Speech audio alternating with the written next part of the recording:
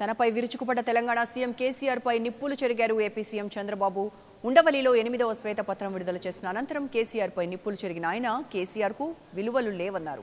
అసభ్య పదజాలంతో నోటికొచ్చినట్టు మాట్లాడటం కేసీఆర్ కు వెన్నతో పెట్టిన విద్య అని ఆరోపించిన చంద్రబాబు గిఫ్ట్ ఇస్తే తీసుకునేందుకు సిద్ధంగా ఉన్నారన్నారు. కావాలంటే ఏపీలో కేసీఆర్ హ్యాపీగా ప్రచారం చేసుకోవచ్చని చెప్పిన చంద్రబాబు పద్ధతి లేని రాజకీయాలు తానెప్పుడూ చేయలేదన్నారు. ఎందుకంటే చరిత్రనే ఉంది. రాష్ట్రం విడిపోయి 5 ఏళ్ళు అయిందండి. అది విడదీసింది ఇవ్వాలండి పార్లమెంటు. ఇక అది అయిపోయింది, ఫినిష్. మళ్ళీ రివర్స్ కాదు. మిడకాయ తలకాయ మీద ఉన్న ఏ ముఖ్యమంత్రి అయినా ఏ నాయకుడైనా వాళ్ళ ప్రజలకు ఇబ్బంది జరగకుండా వెంటనే హైకోర్టుకి మార్చుకోవాలి, అంతే కదా. 5వ ఏడు గడిచిపోతుంది. ఇక ఇది అడగోలు విధానం దానికి అర్థం ఉన్నదండి. చంద్రబాబు నాయుడుకి ఏమైనా మెదడు ఉన్నట్ట ఏమనుకోవాలి. ఒకటి. రెండవది, ఏది పడుతుంది మాట్లాడితే చెల్తుందని చంద్రబాబు నాయుడు అనుకున్నాడు. దానికి అడమైన ఓటు పేపర్లు ఉన్నాయి. వాళ్ళు డబ్బా ఓటు వ్యాన్ కొట్టుడు. అవునండి, అది జరుగుతుంది కదా, చూస్తున్నాం కదా, ప్రతిరోజు చూస్తున్నాం కదా. అది జరుగుతుంది ఇక్కడ. తమాషా డ్రామా అయిపోయింది ఇక్కడ. ఈ తెలుగు రాష్ట్రాలలో పెద్ద కథ అయిపోయింది. ఇది ప్రజలు తెలుసుకుంటారు కదా, చేస్తాం ఆ పని కూడా 100%. This is what is happening. Most unfortunate. Chandrababu Naidu మాట్లాడడానికి ఏమైనా అర్థం పర్థం ఉన్నదండి? తల తోక ఉందా? చంద్రబాబు నాయుడు ఒక ముఖ్యమంత్రి కదా, బాధ్యత గల వ్యక్తి కదా. ఆంధ్రప్రదేశ్ ప్రభుత్వమే డిసెంబర్ నాటికి మేము వెళ్ళిపోతాము, మేము సిద్ధంగా ఉన్నాం వెళ్ళడానికి అని సుప్రీంకోర్టులో అఫిడవిట్ ఫైల్ చేశారు.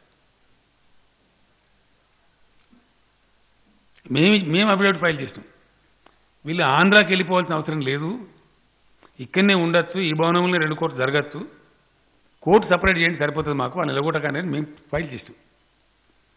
మా అఫిడవిట్ వాళ్ళ అఫిడవిట్ 2 చూసుకొని సుప్రీంకోర్టు జడ్జిమెంట్ ఏంటంటే డిసెంబర్ వరకు వాళ్ళు పోతామన్నారు కదా. గవర్నమెంట్గా ఇచ్చింది అఫిడవిట్. చంద్రబాబు నాయుడు వ్యక్తి కాదు కదా, ఆంధ్రప్రదేశ్ గవర్నమెంట్ ఇచ్చింది అఫిడవిట్స్. ఎవరికి? సుప్రీంకోర్టు ఆఫ్ ఇండియాకు ఇచ్చి బాధ్యత గల గవర్నమెంట్ ఇచ్చింది కాబట్టి ఆ లోపల అన్ని ఏర్పాట్లు చేసుకుంటారు కావచ్చు. అందువల్ల 1 జనవరి నుంచి 2 courts shall become functional అని జడ్జిమెంట్ ఇచ్చింది. ఆ జడ్జిమెంట్ ఇంప్లిమెంట్ చేయాలి. సుప్రీంకోర్టు జడ్జిమెంట్ కదా, లేకపోతే కాన్స్టిట్యూషనల్ బ్రేక్ డౌన్ అవుతుంది. కేంద్ర ప్రభుత్వం దగ్గర వేరే ఉపాయం లేదు. ఇక తత్తుకుంటూ ఇంప్లిమెంట్ చేయాల్సిందే. ఇంప్లిమెంట్ చేయడానికి రాష్ట్రపతి నోటిఫై చేయాలి, దానికి ఒక పద్ధతి ఉంది. ఆ ప్రొసీజర్లో చేసేసిండ్రు. డిసెంబర్ లోపలనే వెళ్ళిపోతాను అఫిడవిట్ వేసిన మనిషి ఎందుకు తయారు చేయలేదు? కోర్టు హాల్స్ ఎందుకు వేసినావు మరి అఫిడవిట్? ఏం కారణం? ఇలా ఎవరి మీద పెడుతున్నావు బదనం? ఇది అడావుడా? నువ్వే అంటే డిసెంబర్కి పోతా అని. కోర్టు ఎక్కడ అడావుడిగా విభజించినట్టండి? విభజించింది కేంద్ర ప్రభుత్వం కాదు, సుప్రీంకోర్టు ఆఫ్ ఇండియా విభజించింది. దాన్ని నోటిఫై చేసింది కేంద్ర ప్రభుత్వం, అంతే. కోర్టు తీర్పులో ఏది ఉందో అదే నోటిఫై చేసింది, దానికి భిన్నంగా ఏం చేయలే. అప్పుడు నువ్వు కేంద్రం మీద ఎట్లా ఆరోపణ పెడతావు? అంటే నీ ఇష్టమా? నువ్వు చెప్పిన దాని పెద్ద కలర్ రీచ్మన్ కలర్ రాసే పేపర్ లైన్ చేస్తావా డ్రామా? ఇది వాట్ ఈజ్ యువర్ ఐడియా? ఎవరిని బ్లఫ్ చేస్తూ? చంద్రబాబు నాయుడు అంత డర్టీయెస్ట్ పాలిటీషియన్ ఈ దేశంలో ఎవరు లేడు. డెఫినెట్గా చెప్తున్నాను నేను ఈ మాట. ఏం మాట్లాడతాడండి? ఏం చేస్తావు నువ్వు? నువ్వు నవీన్ పట్నాయక్ని ఎందుకు కలిసినావు? నువ్వు మళ్ళీ ఎందుకు కలిసినావు? ఎందుకు? నీకేమవుతావు నాకు అర్థం కాదు. నీ ఇష్టమా నువ్వు మాట్లాడే సొల్లు పురాణం? 4 ఏళ్ళు మోడీ సంఖ నాకుతావు, మోడీ సంఖలో కూర్చుంటావు మోడీ ఒళ్ళో. అప్పుడు అందరం మేము నువ్వు చెప్తే మోడీకి డబ్బా కొట్టాలి మేము. ఫైన్ మార్నింగ్ నీకేదో ఉల్టా అవుతుంది, నువ్వు కాంగ్రెస్ రాహుల్ గాంధీ సంఖ నాకుతావు, మళ్ళీ మేమంతా కాంగ్రెస్ రావన్నా. అంటే ఏంది నాకు అర్థం కాదు నువ్వు మాట్లాడే? అర్థం ఉందా నీకు?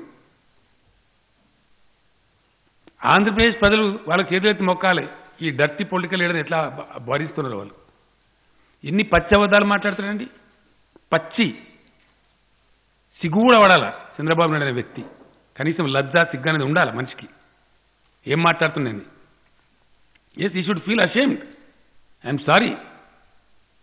ఎందుకంటే హోదా వస్తే ఏమొస్తుంది? ప్రత్యేక హోదా వస్తే అవసరమే లేదు అని ఎవడు వాదించడండి? ఈ మనిషే కదా వాదించండు. ఈ మనిషి ఏం మాట్లాడిండండి? నేను స్వయంగా విన్న టీవీలో రాహుల్ గాంధీ వస్తున్నాడు, విజయవాడకి ఏదో ప్రోగ్రాంలు అంటే ఏమి ఇంకెందుకు బతికినామని చూసిపోవడానికి వస్తుండా? ఎందుకు వస్తుండు? ఏం ముఖం పెట్టుకొని వస్తుండు రాహుల్ గాంధీ అని మాట్లాడతాడు. ఇప్పుడు నిన్న నరేంద్ర మోడీ వస్తాడంటే ఏం ముఖం పెట్టుకొని వస్తాడు? అసలు నీదేం ముఖం నాకు అర్థం కాదు. నువ్వు ఏం ముఖం పెట్టుకొని రాహుల్ గాంధీని వ్యతిరేకించినావు? ఏం ముఖం పెట్టుకొని నరేంద్ర మోడీ ఎంబడు నువ్వు? ఇప్పుడు ఏం ముఖం పెట్టుకొని నరేంద్ర మోడీని వ్యతిరేకిస్తున్నావు? నీకు ఓ పాలసీ, ఓ పద్ధతి, ఓ కన్సిస్టెన్సీ ఉందా? నీకు ఒక మాట మీద నిలబడే తత్వం ఉందా? ఒక మనిషిలాగానే మాట్లాడుతున్నావు. ఏంది అసలు నాకు అర్థం కాదు. ఎంత dirtiest political leader in the country I'm telling you without any doubt. ఎన్ని పచ్చబద్దాలు ఉంటాయని, ఎంత మోసం అండి ప్రజలను, పాపం ఆంధ్రప్రదేశ్ ప్రజలను మన మీద పంపేయడం ఏంటి? ఇద్దరూ కలిసి రాష్ట్రం అభివృద్ధి కాకూడదా? వీళ్ళిద్దరితో జగన్ కలిసి రాష్ట్రాన్ని అడ్డుకోవాలన్నా? ఇది కుట్ర కాకపోతే ఏంటిది? దీస్ వేర్ నేను ఏమంటానంటే, ఈ రాష్ట్రం అభివృద్ధి అయితే అతని హేలోనెస్ బయటపడుతుంది. కేసీఆర్, నువ్వు డబ్బులు ఇచ్చిన రాష్ట్రాన్ని బాగా చేస్తే సంతోషం, మనకేం బాధ లేదు. I will be the first person to be happy. Telugu జాతి కోసం ఎప్పుడన్నా సరే ఒక మంచి కోసం ఒక హైటెక్ సిటీ చూసినప్పుడు నా కోసం కట్టానా? కాదే. ఒక ఇంటర్నేషనల్ ఎయిర్పోర్ట్ నా కోసం కట్టలేదే. అది చూసినప్పుడు నాకు ఒక ఆనందం. ఎస్, పబ్లిక్ కోసం కట్టాను. ఒకప్పుడు సమైక్యంగా 8 కోట్ల మందికి కడితే ఇప్పుడు తెలంగాణ వాళ్ళకి వచ్చింది. I'm very happy. దానికంటే బెటర్ ఎయిర్పోర్ట్ ఇక్కడ కడతాం. ఇంకోటి అమరావతి నిర్మాణం చేస్తాం. ఇవన్నీ చేసినప్పుడు మీరు అడ్డుకోవడానికి ప్రయత్నం చేయడం ఎంత దారుణం ఇది? ఎందుకు మీకు అక్కసు? అంటే ఇక్కడ డెవలప్ అయితే ఆయన హేలోనెస్ బయటపడుతుంది కాబట్టి, ఇక్కడ డెవలప్ కాకుంటే ఆయన పెద్ద ట్రవల్ పర్సనాలిటీగా బై డిఫాల్ట్ వస్తారు. అంతే కదా. నరేంద్ర మోడీ గారికి ఏంటి, ఆయన ఎక్స్పోజ్ అయిపోతాడు. 5 ఏళ్ళు ఏమీ చేయలేదు. ఇప్పుడు 5 ఏళ్ళు మనల్ని కష్టపడ్డా, మనం బయటపడ్డాం. ఆయన ఎత్తుకొచ్చింది ఏంటి? మట్టి నీళ్ళు ఎత్తుకొచ్చేసిపోయాడు, మన ముఖాన్ని కొట్టాడు. ఇప్పుడు మాట్లాడితే ఆయనకి బాధ. నేను ఆ రోజు మాట్లాడకపోతే పబ్లిక్ రెట్ కన్విన్స్ చేశాను. మీకు అందరూ తెలియదా? డ్రిఫ్ట్ అయిపోతారు, అధైర్యపడిపోతారు. అధైర్యపడిపోయి కుండే ప్రజానీకం ఒక ఈర్ష, ద్వేయం లేకుంటే ద్వేషించడంలోకి వెళ్ళిపోయారంటే మళ్ళా బయట రాలేని ఉద్దేశంతో నేను కాన్ఫిడెన్స్ ఇచ్చి నవనిర్మాణ దీక్ష పెట్టా, మహాసంకల్పం పెట్టా, జన్మభూమి మా ఊరు పెట్టాను, వైట్ పేపర్స్ పబ్లిసైజ్ చేశాను. Every time I'm taking confidence from public involvement తీసుకొని వాళ్ళని ఇది చేశాను. అందుకని ఇప్పుడు మీరు చూస్తే ఐఐటీలు కానీ ఐఐఎం కానీ everything name anything we are number 1. ఎట్లొచ్చాం? ప్రజల సహకారం, ప్రజల స్ఫూర్తి తీసుకొచ్చాం. ఇంకా ఇక్కడి నుంచి ఫాస్ట్గా వెళ్తాం. అది వెళ్ళేది వాళ్ళకి ఎవరికి ఇష్టం లేదు కాబట్టి ఇప్పుడు బెదిరింపులకు వచ్చారు. ఏదో ఆంధ్రప్రదేశ్లో మొత్తం ఓడిచ్చేస్తాను.